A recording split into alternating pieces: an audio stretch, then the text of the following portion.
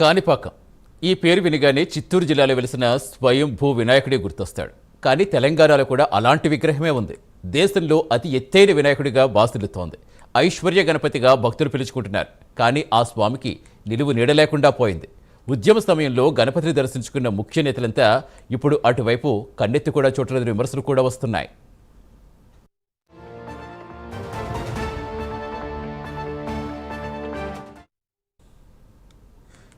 నాగర్ కర్నూలు జిల్లా తిమ్మాజిపేట మండలం ఆవంచలో 25 అడుగుల ఎత్తు 15 అడుగుల వెడల్పు ఉన్న గణపతి ఏకశిలా రాతి విగ్రహం ఉంది. ఈ గణపతికి ఎన్నో పేర్లున్నాయి. ఆ గ్రామం పేరుతో ఆవంచ గణపతిని, గుండు గణపతిని, వెంకయ్య అని కూడా పిలుస్తూ ఉంటారు. ఏడాదిలో పశ్చిమ చాళుక్యులు ఆవంచ గ్రామం సందర్శించిన సమయంలో పెద్ద బండరాయిపై ఆ విగ్రహం చెక్కారని చరిత్రకారులు చెబుతున్నారు. ప్రస్తుతం ఈ అపురూప విగ్రహాన్ని పట్టించుకునే నాదుడి లేడనే విమర్శలు ఉన్నాయి. విగ్రహానికి గుడి లేదు, కనీసం చుట్టూ గోడ కూడా లేదు. విగ్రహం చుట్టూ ఉన్న పొలాలే ఆ మహాగణపతి సామ్రాజ్యం. అందులో పనిచేసిన రైతులే ఆయన భక్తులు. వారప్పుడప్పుడు పెట్టే అరటిపండ్లే స్వామికి నైవేద్యం.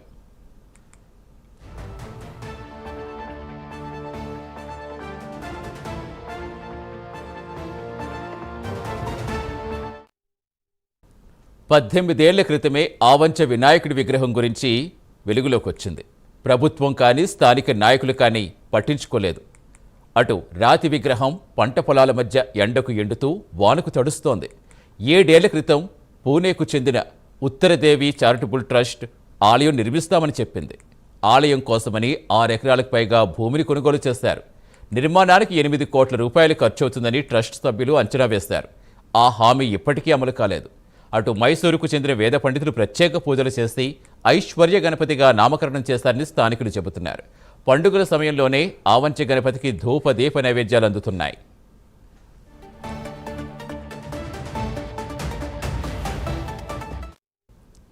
రెండు 2010 తెలంగాణ ఉద్యమ సమయంలో మాజీ సీఎం కేసీఆర్, ప్రొఫెసర్ జయశంకర్, జడ్చర్ల మాజీ ఎమ్మెల్యే లక్ష్మారెడ్డి ఆవంచ సందర్శించారు. కేసీఆర్ 10 ఏళ్లు సీఎంగా పనిచేసిన ఆవంచ గణపతిని పట్టించుకోలేదని స్థానికులు అంటున్నారు. ప్రస్తుతం తమ జిల్లా వాసిగా సీఎం ఉన్నారని, ఇక రేవంత్ రెడ్డి చొరవ చూపాలని, ఆలయం నిర్మించాలని కోరుతున్నారు. తెలంగాణలోనే అతిపెద్ద ఏకశిలా విగ్రహాన్ని పుణ్యక్షేత్రంగా తీర్చిదిద్దాలని భక్తులు సైతం కోరుతున్నారు. దేశంలోనే అత్యంత ఎత్తైనటువంటి ఏకశిలా విగ్రహం మా గ్రామం లోపల ఉండడం మేము అదృష్టంగా భావిస్తూ ఉన్నాం. ఎందుకంటే ఇక్కడ వివిధ మీడియా ఛానళ్ళ ద్వారా ఈ వినాయకుడు వెలుగులోకి రావడం జరిగింది. ఈ వెలుగులోకి వచ్చిన తర్వాత ఇక్కడున్న పొలాన్ని ఉత్తరాదేవి చారిటబుల్ ట్రస్ట్ అనే వాళ్ళు, వెంకయ్యచరీస్ వాళ్ళు కొనడం జరిగింది. దీన్ని అభివృద్ధి చేస్తామని చెప్పని అదే ప్రాతిపదికన ఇటు పొలాన్ని వాళ్ళు ఖరీదు చేసి తీసుకోవడం జరిగింది.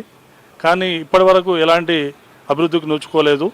ఎందుకంటే ఇక్కడ నేషనల్ హైవేకి ఆనుకొని ఉన్నటువంటి మా గ్రామం లోపల హైదరాబాద్ బెంగళూరుకి నేషనల్ హైవేకి ఒక 13 కిలోమీటర్ల దూరం లోపల ఈ ఐశ్వర్య గణపతి ఉండడం వల్ల భక్తులు చాలామంది వివిధ ప్రాంతాల నుంచి మా గ్రామాన్ని సందర్శిస్తూ ఉన్నారు.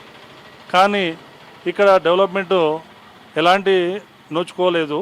ఏకశిల గణపతి విగ్రహము భారతదేశంలోనే అతిపెద్ద విగ్రహంగా చెప్పుకుంటున్న మనము మరి ఆ యొక్క గణనాథునికి డెవలప్మెంట్ లేకుండా అక్కడున్న మాజీ ఎమ్మెల్యే లక్ష్మారెడ్డి గారు, అలాగే ప్రస్తుత ఎమ్మెల్యే గారు, వీళ్ళు అందరూ కలిసి కూడా ఆ యొక్క విగ్రహాన్ని డెవలప్మెంట్ చేసి అక్కడ ఉన్న దేవస్థానాన్ని డెవలప్మెంట్ చేయాలని చెప్పి వాళ్ళకు కోవడం జరిగింది. ఎందుకంటే గతంలో మరి లక్ష్మారెడ్డి గారు ఆ ఊరు వ్యక్తి, ఆ ఊరు బిడ్డగా మినిస్టర్గా చేసి కూడా అతను చేయలేదు. అలాగే అక్కడున్న ప్రజలు కూడా మరి ఆ విగ్రహాన్ని పట్టించుకున్న దాఖలు అయితే కనిపిస్తలేవు. కాబట్టి రీసెంట్గానే ఇక్కడ ఒక షెడ్ వేశారు. మరి సనాతన ధర్మము అని మేము చెప్తా ఉన్నాం కాబట్టి సనాతన ధర్మం కొరకు మరి ఆ విగ్రహాన్ని డెవలప్మెంట్ చేయాలి. చాళుక్యులు అనే రాజులు ఈ యొక్క విగ్రహాన్ని చెక్కడం జరిగింది. అప్పటి నుంచి ఈ యొక్క ఐశ్వర్య గణపతికి ధూప నైవేద్యము నోచుకోవడం లేదు. అయితే కొన్ని సంవత్సరాల్లో తెలంగాణ రాకముందుకు మన కేసీఆర్, మాజీ సీఎం కేసీఆర్ గారు, మళ్ళీ అదేవిధంగా కోదండరాం సారు చాలామంది ముఖ్య నాయకులు వచ్చి ఈ యొక్క ఐశ్వర్య గణపతిని దర్శనం చేసుకొని మొక్కి మీకు తెలంగాణ వస్తే ఈ యొక్క గుడిని అభివృద్ధి చేస్తాము, ఇది పర్యాటక క్షేత్రంగా చేస్తామని చెప్పడం జరిగింది. అయితే వాళ్ళు ఈ యొక్క ఐశ్వర్య గణపతిని మర్చిపోవడం జరిగింది. ఇప్పుడు వచ్చిన ప్రభుత్వం అయినా ఈ యొక్క మన ఐశ్వర్య గణపతిని దర్శించుకొని ఈ యొక్క గుడి నిర్మాణం చేపట్టాలని మనసారా కోరుకుంటున్నాం. అయితే ఈ యొక్క మనము ఉమ్మడి మహబూబ్నగర్ జిల్లాలో ఈ యొక్క ఐశ్వర్య గణపతి పర్యాటక క్షేత్రంగా మన మంత్రివర్యులు జూపల్లి కృష్ణారావు గారు ఈ యొక్క ఐశ్వర్య గణపతిని దర్శించుకొని పర్యాటక క్షేత్రంగా తీర్చిదిద్దాలని మా ఆవాంఛ గ్రామస్తుల తరపున కోరడం జరుగుతూ ఉంది.